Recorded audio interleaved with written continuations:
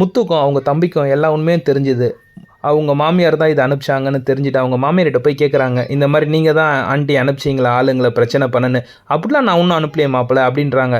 முத்து எல்லாமே போட வேண்டிய இடத்துல அவனை போட்டு உண்மையெல்லாம் வாங்கிட்டோம், நீங்கள் பொய் சொல்லாதீங்கன்னும் போது ஒரு கட்டத்தில் அவங்க ஆமாம் நான் தான் அனுப்பிச்சேன், இப்போ என்ன பண்ண சொல்கிறீங்க, என் மாப்பிள்ளை அங்கே சமையல் வேலை பார்க்குறது எனக்கு பிடிக்கல, என் பொண்ணு சொந்தமாக இருக்குது அதில் ஓனராக அவர் இருப்பார்னு பார்த்தா அடுத்தவங்ககிட்ட கை கட்டி வேலை செய்கிறது எனக்கு பிடிக்கல, அதனால தான் நான் இப்படி பண்ணேன் அப்படின்னு சொல்லி அவங்க கோபமாக பேசுகிறாங்க.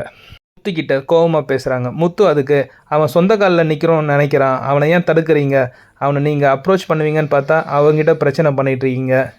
விஷயம் ஸ்ருதி கேட்ட உடனே ஸ்ருதி ரொம்ப கஷ்டப்படுறாங்க. எங்கள் அம்மா இவ்வளோ சீப்பாக பண்ணுவாங்கன்னு எனக்கு தெரியாது முத்து, அதனால் விடுங்க, நான் அவங்களுக்கோசம் நான் மன்னிப்பு கேட்குறேன். ஆனால் இந்த விஷயத்துக்கும் எனக்கும் சம்மந்தம் இல்லை, அவர் எங்கே வேலை செய்கிறாலோ செய்யட்டும், நானும் ஒரு நல்ல செப்பாக பார்த்துட்டு என் பிஸ்னஸை நான் ரன் பண்ணுறேன், அவர் பிஸ்னஸ் அவர் ரன் பண்ணிட்டோம். ஆனால் ஒன்று, அவருக்கு எப்போது இந்த ரெஸ்டாரண்ட்டில் சீப் இதுவாக வரணும்னு நினைக்கிறாரோ அன்றைக்கி அவர் சீப் குக்காக வரலாம், அதுக்கு எந்த ஒரு தடையும் இல்லை அப்படின்னு சொல்கிறாங்க.